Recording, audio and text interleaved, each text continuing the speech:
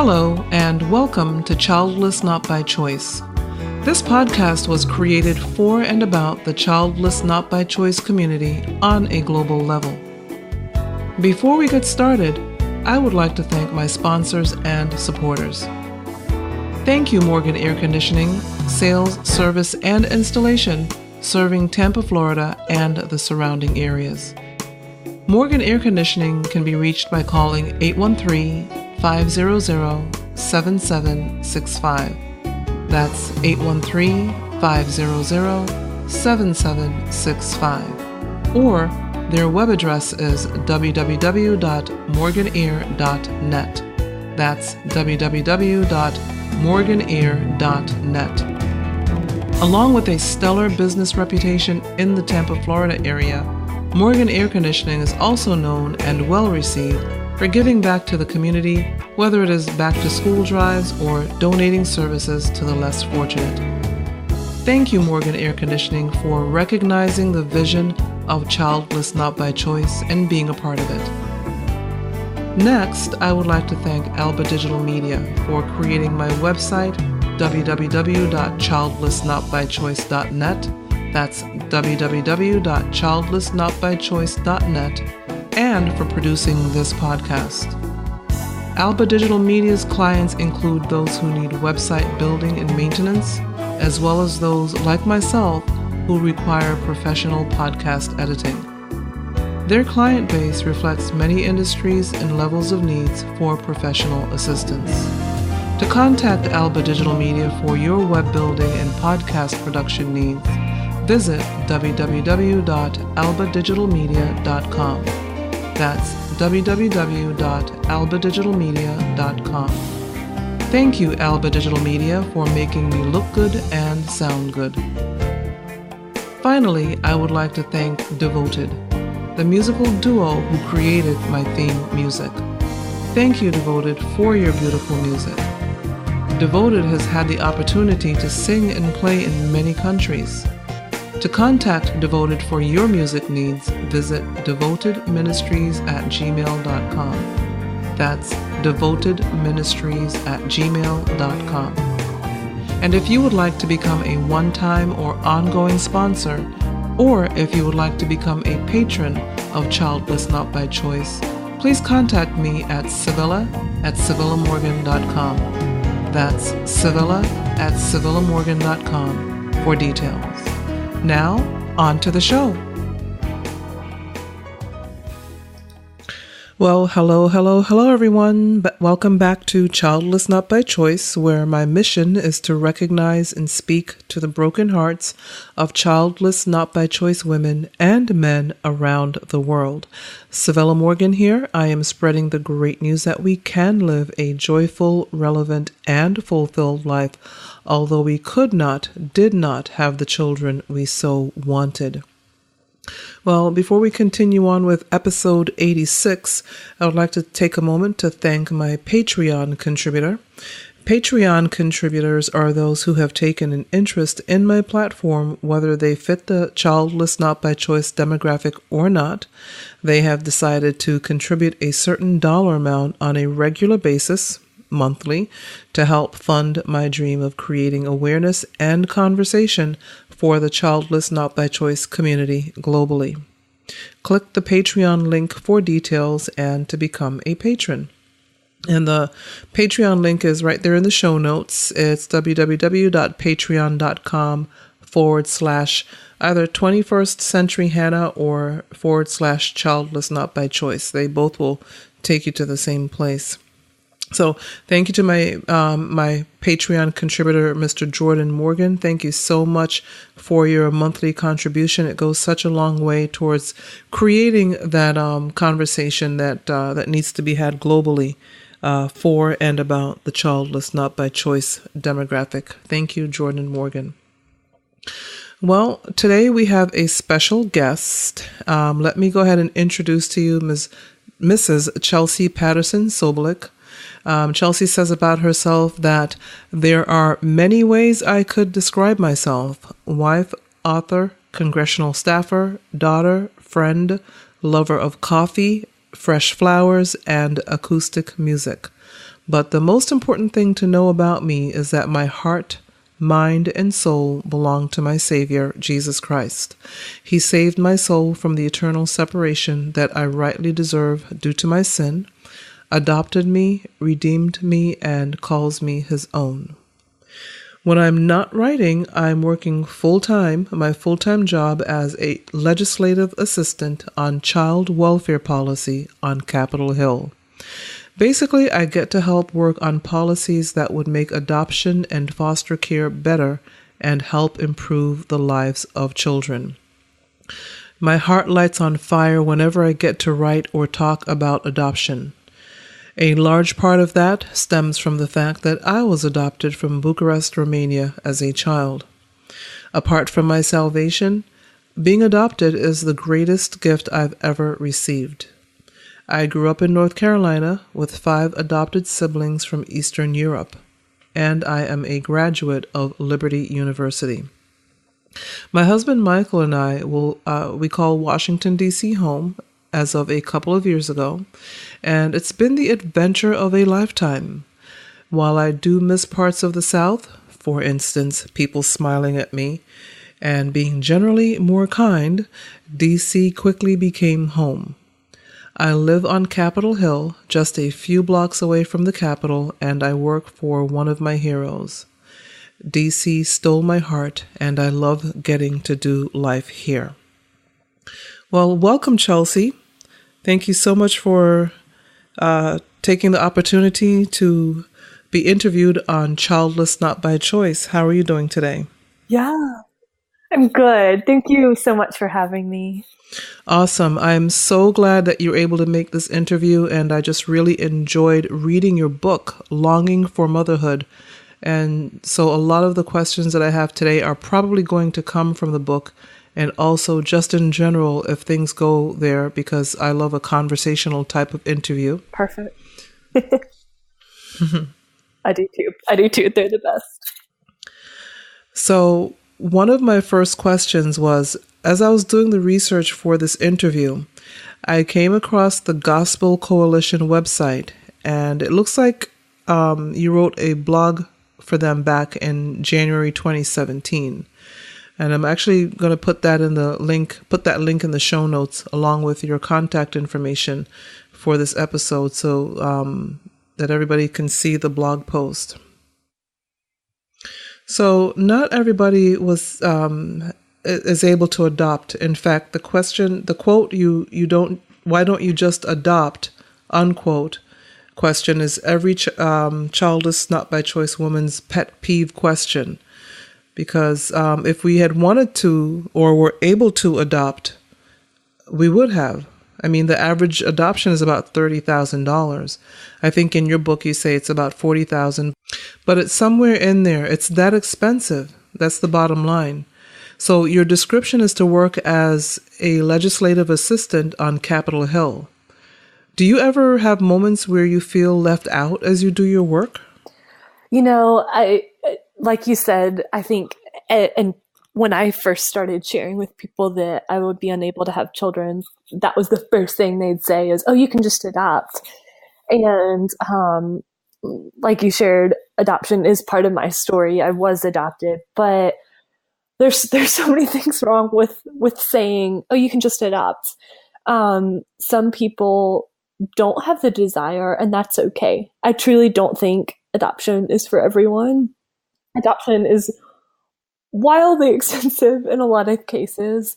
Adopting out of foster care is cheap, but there's a whole host of other things that come along with that. So I think a lot of people kind of use that as a band-aid to a problem that they don't know how to solve and say, well, here's this other alternative. And, I think there are times when I do feel a little bit left out of, well, that's not what I'm called to right now.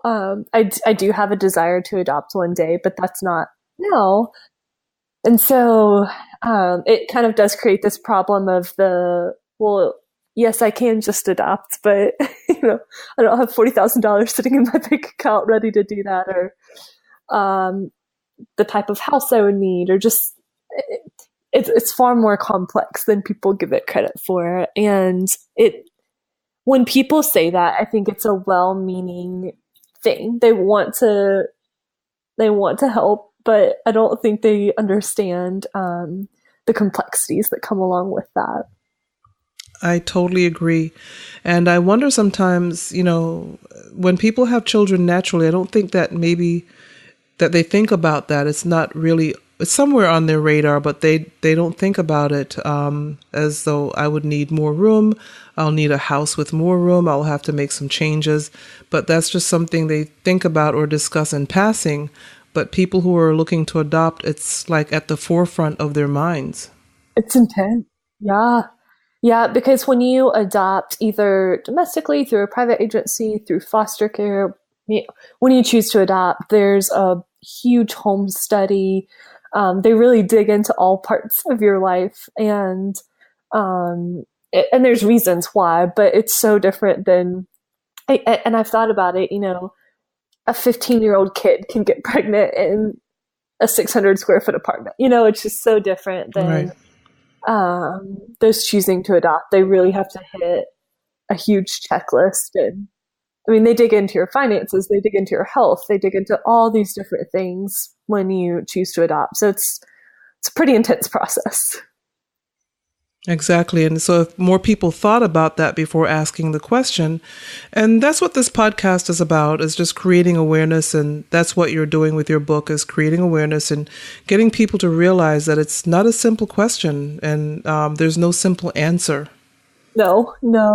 And I think what that question does too, and I would imagine you and your listeners have experienced this, is it doesn't create room to grieve.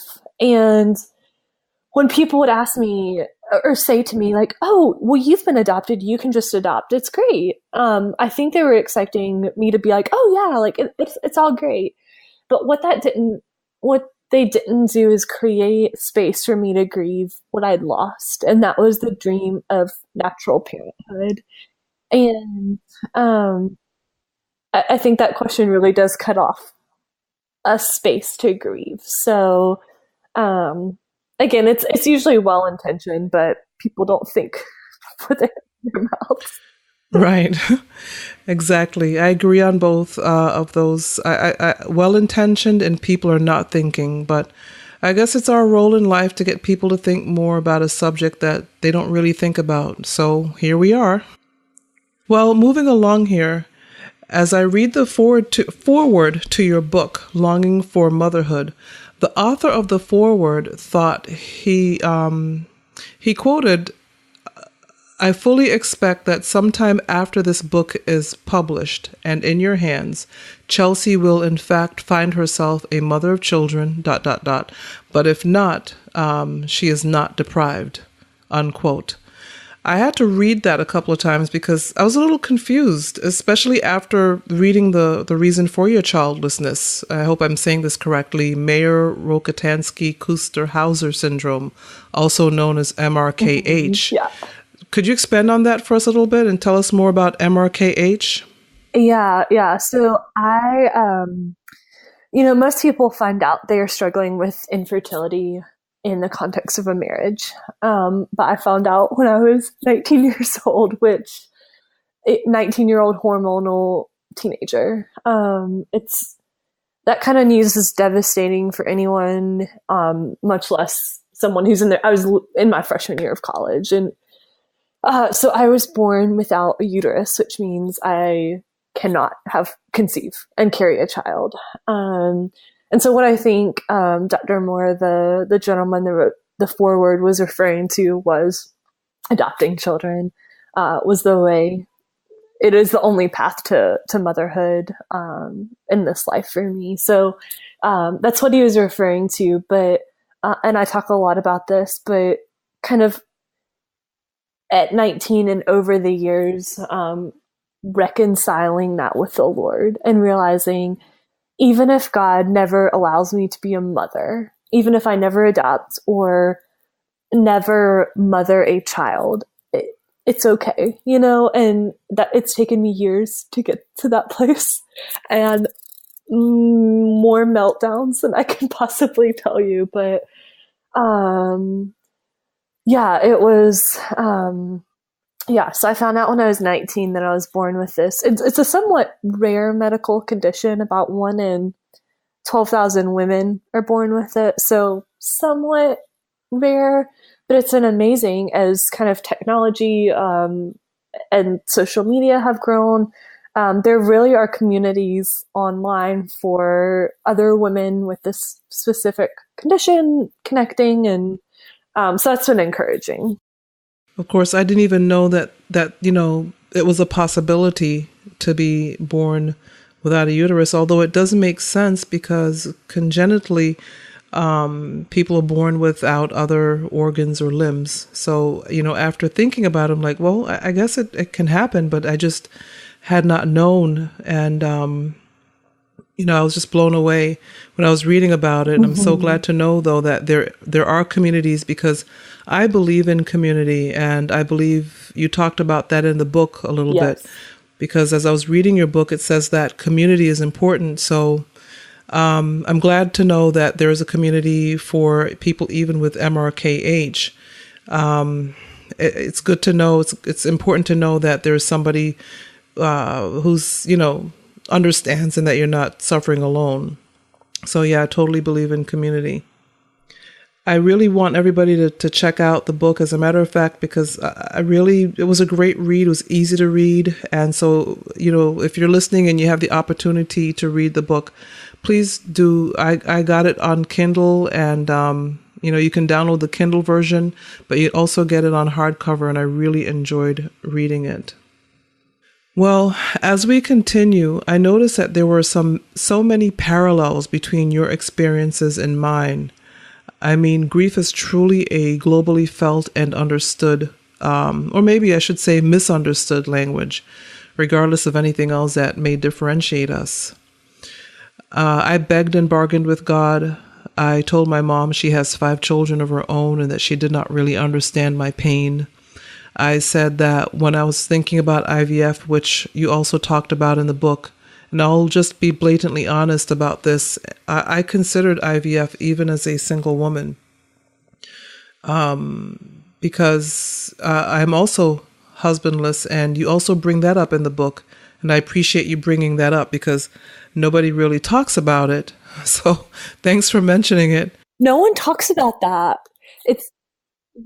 No, truly, most people, when they talk about childlessness, it's in the context of marriage. And there's a group of single women that want to be mothers, and I've been married less than a year. So for 9 years, that was me, no one addresses that. So I appreciate you bringing that up. And congratulations on your marriage. May you have many happy years together. Thank you. Here I go again. I'm sorry, but I noticed you talk about in the book as well how the church let me say for myself, the church needs to step up a little bit more than it has and seemingly is willing to when it comes to the demographic that makes up the congregation, sitting in the pews, in the benches, in the chairs every Sunday morning. But before I get to that part, I wanted to ask you if you could speak to, in light of the pain and anger during the grieving process, speak to the woman who is currently in the midst of the anger phase of her grief. That's such a good question. So I know everyone is all over the spectrum, but I had grown up in a Christian home, and I'm one of 6 kids. I was homeschooled, just grew up in a very kind of safe, stable home. And when the doctor told me that I couldn't have children, it was the first time in my life that I'd ever encountered suffering. Real suffering, not someone hurt my feelings type of suffering. It was the first time 2 + 2 didn't equal 4. I grew up and I was Miss Goody Two Shoes and knew how to sweet talk my way in and out of things. I was very good at getting what I wanted. And so for the first time in life, when I didn't get what I wanted and there's nothing I did to deserve it or nothing I could do to change it, it really kind of was a crisis. And I, I, I, I think I share this story in the book, but I was home and found out the week of Thanksgiving that I couldn't have children, which is kind of ironic to begin with. But I went to church with my family that Sunday, and it was baby dedication that Sunday. And I got up in the middle of the service and spent the rest of the time in the bathroom crying. And yeah, I've been there so many times. But spent that time crying and was pushed into the wrestling match of a lifetime with the Lord. And I was, just to be really honest, I told the Lord, I don't know if I want to keep following you, because this feels like it's too much. It feels unfair. It feels like it's too much. And by God's grace, this is God's grace, but I thought, okay, I'm going to give him one chance. And I'm going to read the Bible through the lens of my suffering and through the lens of my anger and see what's there for me when life's not going great. And I was really angry. I mourned and cried. And I read the Psalms through the lens of my suffering. And I realized that God puts dark Psalms in the Bible. They're Psalm 13, how long will you forget me, O Lord? Psalm 88, darkness is my closest friend. Like, all these really dark Psalms. And as I read those, and it gave me comfort to know that people throughout human history have felt really dark emotions like I was feeling, and that it's okay to feel those things. I think in the Christian church sometimes we don't have space to feel the hard things. It's kind of a rush towards hope, and that Christians are hopeful people, so we have to quickly get to hope. But David was a man after God's own heart, and he pens some really dark psalms.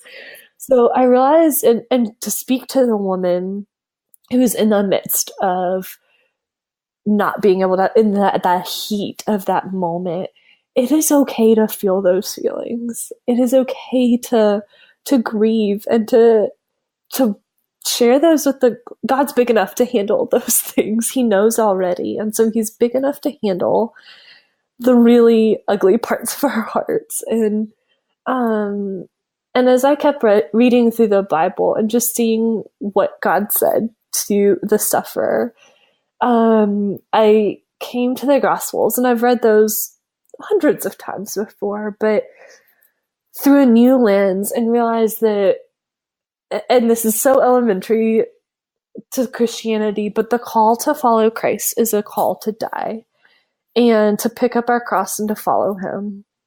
And being a Christian means we're not going to get everything we want in life. And that's a hard pill to swallow. I don't think I've still swallowed it. It's a hard pill to swallow, but there's so much, I think, deeper than any cross we'll ever have to bear is the fact that God's with us. And long answer to a short question, but to the woman who's angry and grieving, I would tell her it's okay to feel those things. Yeah, and I think you said that in chapter 3, that it's okay not to be okay. You know, I think that's a great answer. Yeah, just to remind the listener, we have listeners from all over the world with all types of beliefs, and, it's okay. But from a Christian point of view, yes, David did write songs and psalms on all points of the spectrum, from when he was happy, when he was sad, when he was wondering what in the world is going on. Where are you, God? And so I totally agree. It is a bitter pill to swallow.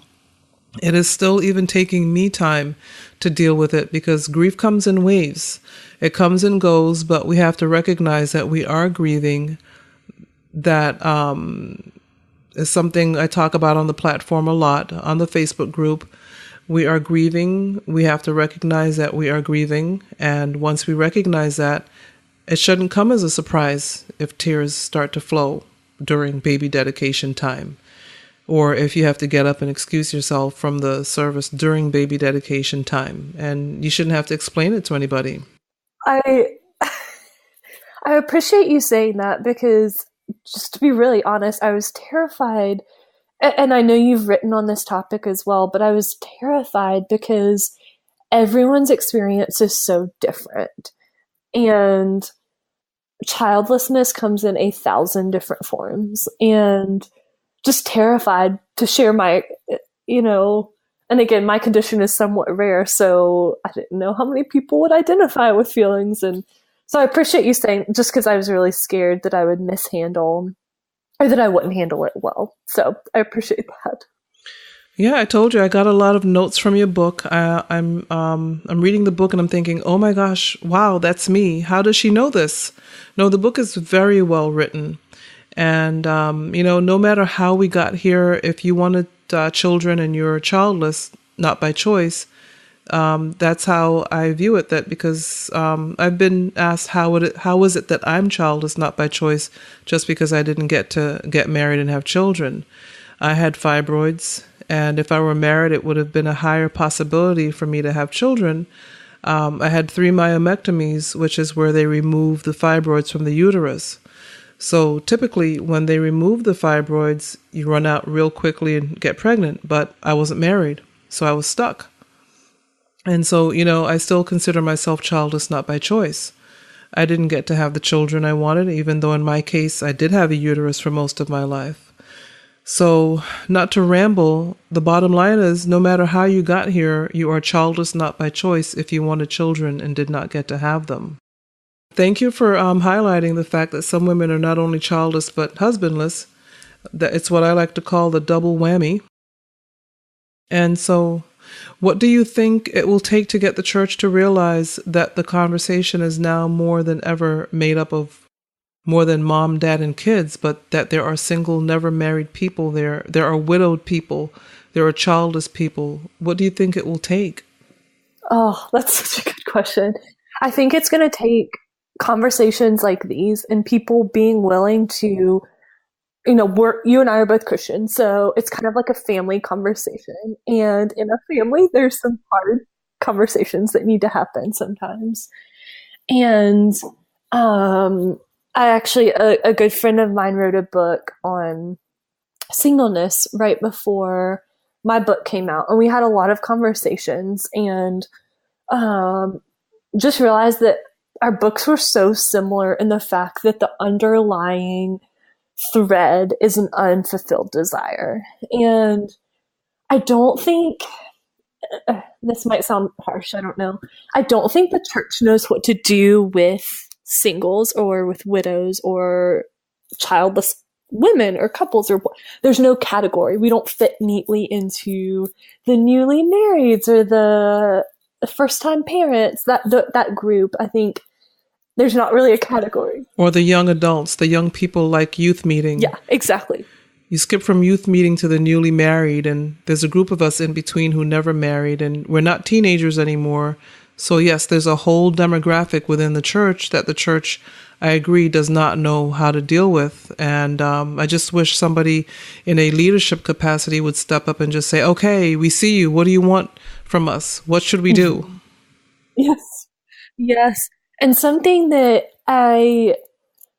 and again, maybe some tough love for the Christian community, but something I see that's done poorly is, and I've seen books written on a singleness or childlessness or whatnot, that they're writing from a perspective of, and I got what I wanted, and I'm now married, or I now have kids, and here's how I got through it. And I wrote my book from, I don't have children yet. I don't know if I ever will. It's kind of that tension of there's not a pretty red bow tying up my story yet. And I think we need to make space and for what we write about and talk about from the pulpit of stories that don't have a neat red bow on them. And there's not a period, they're still going. And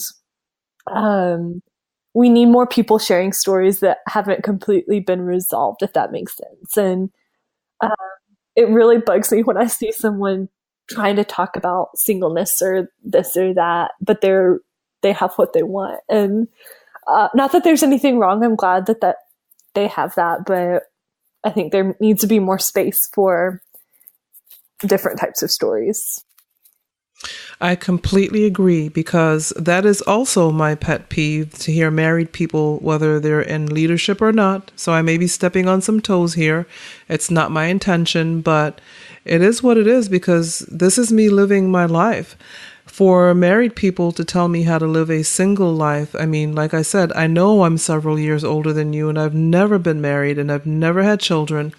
How can you talk to me from a space of where you got married in your 20s or 30s and speak to me as a single, childless woman about how to live my life? I'm sorry, I can't hear you. I just can't, because it doesn't seem genuine to me, because you got what you wanted. Yeah. And I'm not always, I'm, you know, I've said this, I do not begrudge anyone or envy anyone for what they have. I only wanted what I wanted, and what I thought I should have. It shouldn't be that difficult to have. I never want to say that I envy or begrudge or I'm jealous. That's not my personality type. I just wanted to know from God, well, what about me? That's where I'm coming from. But it's tough to listen to people who have been married for a million years tell me how to live a single life. And I've been doing it. It's a struggle. You have your ups and downs, and you ask God, what's going on? Why is this happening to me? And I'm a Christian, and I'm a Christian first and foremost, although I don't lead with that on my platform. But the people on the platform know that the foundation of my platform is my Christian belief. But I've got all kinds of people and belief systems in my group, and I'm not going to alienate anyone when they're suffering from childlessness. It's like going into a place where people are starving and you start preaching. You've got to feed them first. And so that's where I am. I can really go off on a tangent about this, because it really does make me crazy when people, the church, it's so huge and so old, and we're still having a hard time keeping up. So anyway, that's me jumping off my soapbox now. So in chapter 2, I really love this. In chapter 2, you talked about redeeming the dead time in the day. And it is so important to protect our thought life. I just wanted you to talk some more about that. Yeah, that's a good one. I think so. And I'm a very emotional person, so my emotions can quickly and easily get the better of me. And I read a book. I don't like the title. It's called Spiritual Depression, but it's basically about how to suffer as a Christian. And it's by Martin Lloyd-Jones, and he talks about talking to your soul. And you see this in the Psalms of David talking to his soul and instructing his soul.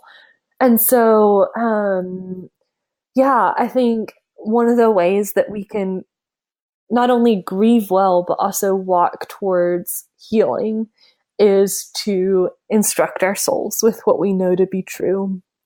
And when I first started sharing with people that I couldn't have kids, I had several people say back to me, well, you're just not praying hard enough, or you don't have enough faith, or this or that. Or God wants you to be happy. God wants you to have these things. And at the same time, I was reading through the Bible through the lens of my suffering, and I was reading and reading and reading, and nowhere in the Bible did I find that if I had enough faith, God would give me exactly what I wanted, that God would give me children. Children are not a right or a guarantee. There's so many promises in the Bible that we could claim, but those are not one of them. And so, I think, again, it's very good intention, but again, going back to my condition, I don't have a uterus. There's no amount of prayer is going to give me that, and God is still good in that. And God does want us to have joy, but often it looks so different than how we thought. And so kind of reading the Bible through the lens of what can I actually claim? What are the promises in scripture that I can claim and hold back to God and say, you said this, now make it happen. And that's not children. I think it's okay to pray fervently for children or a husband or this or that. I think it's okay to ask God and to pray, but we should never expect that, if that makes sense. I think the promises we can claim are the promises that God promises we have everything we need for life and godliness. God promises never to leave or forsake us. He promises his steadfast love. All of these things. But so just kind of telling ourselves what is a promise and what's not. Right. Just reminding ourselves what is a promise, what is not, and just how people can confuse the two and make you feel guilty, whether they mean to or not. Feel guilty about your prayer life and not being able to get what you so wanted because you're not praying enough or you're not praying correctly. I've done a lot of research on how to pray because I've been guilted, maybe self-guilted, into feeling like I didn't pray correctly in the years when I was really praying for a husband. I'm not really praying for a husband anymore. I mean, if it happens, it'll be wonderful, and I think I would know him if I meet him, but it's not something that's at the top of my prayer list anymore. But in the years when I was really praying for a husband and praying for a child, I'm not going to be able to have a child now either. But I felt like I was like, am I not praying correctly? Are there certain ways to pray? Some people say that when you pray, make sure that you start out by praising God first for who he is before you get into your needs and all these different types of ways of praying. And then I hope I'm doing it right. Even as a preacher's kid, I don't know if I'm doing it right. But I was like, come on, God is not the author of confusion and not a hard taskmaster. And I think he understands all of us in our little idiosyncrasies, our different personalities. I don't think he's up there saying, well, I don't think you were praying right, so sorry, I can't answer you. That's not how he operates, So I think we have a lot of, Christianity has been around for thousands of years, and I think there's still a lot of growth to be had. But I do definitely believe that we've got to have our minds as Christians stayed on God. If you're not a Christian, then you have a good positive mindset and not allow yourself to go deep down into nothingness, end up in a very bad place, which can sometimes happen. So you mentioned, I think you talked about this a little bit. You talked about that it's okay not to be okay. So I'm wondering if you can once again encourage the woman or man, because I speak to men who are childless not by choice as well, that is okay not to be okay. Hopefully I'm getting that correctly. There's nothing wrong with not being okay. But I believe it's a process. We can't stay there at not okay. Exactly. Yeah. I think when I first was entering into that really dark season, my natural inclination was to rush through it to get to hope. And realizing that, I think it was Anne Voskamp in her book, The Broken Way, which is fabulous. But she said that feelings are meant to be felt and then taken to God. And so I don't think we can fully begin to heal if we don't fully feel what we've lost. And it hurts like what to feel those things. But it's part of the grieving process. And so it's okay to have bad days or to say, I can't come to the baby shower or I can't do this or that because I'm not okay right now. It's okay. I think we can stick up for ourselves and say, I'm not doing well. I'm not okay. So just realizing it's okay to have those feelings, and you don't have to stuff them or ignore them or pretend like they're not there. Feel them and take them to the throne of God and feel them in his presence. And yeah. Okay, I totally agree. And I love that oldie but goodie sticking up for ourselves. Yep. Well, as we wrap things up here, as I mentioned in the beginning, I had so many notes, but would you leave us with a word of encouragement with something you said in chapter 3, where you said that your trials have an expiration date? Yes, yes. So this is probably, excuse me, this is probably the single greatest thing that has given me hope. And the last few pages of Revelation are probably my favorite in the entire Bible, where God is talking and he says, I am making a new heaven and earth. I will be your God. You will be my people. I will wipe away your tears and pain will be no more.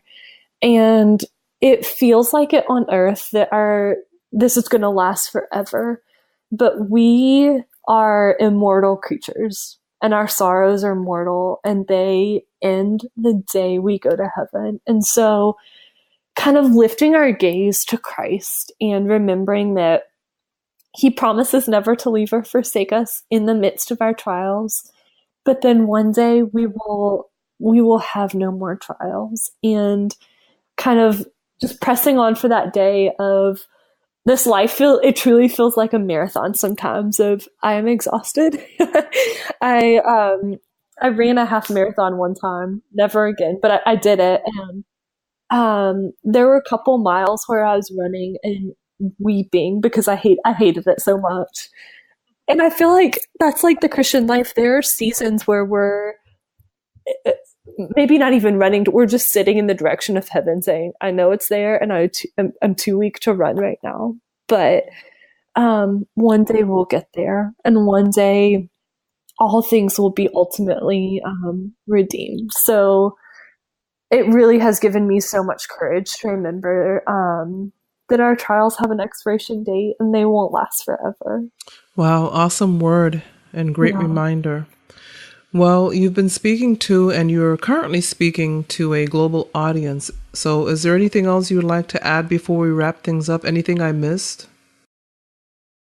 I would just, I know you've talked about this. I've actually read and listened to your work, but just to remind your listeners again that they are not alone in this. It feels like it so often, but they're not alone. So true, and a great reminder. I think it's something we need to hear over and over, especially when grieving. So thank you so much for your time today, Chelsea. I really appreciate it. Thank you. Whatever I didn't get from you, I'll get from you offline as far as your contact information. Perfect. Yeah, and I'll let you know when everything posts. I really believe, as I mentioned before, to those listening, please do check out the book, Longing for Motherhood. As I said, I got my copy on Amazon via Kindle, and you can also order the hard copy version. But it is a great read. Yeah, it's easy to read, and it's very informative, especially in the end section where she talks about different things such as IVF, and especially from a Christian point of view, what IVF really means. And I didn't even think about it that way, to be honest. And so maybe it was a good that my mom compelled me all those years ago not to take that route. And I'm not saying that it's a bad thing. I'm definitely not saying IVF is bad. I'm just saying that we have to think of everything that we're considering before we make a decision. We have to know everything. So anyway, thank you so much, Chelsea. I really appreciate your time today. And for everyone listening, thanks for tuning in. I appreciate it. And until next time, I'll speak to you later. Bye.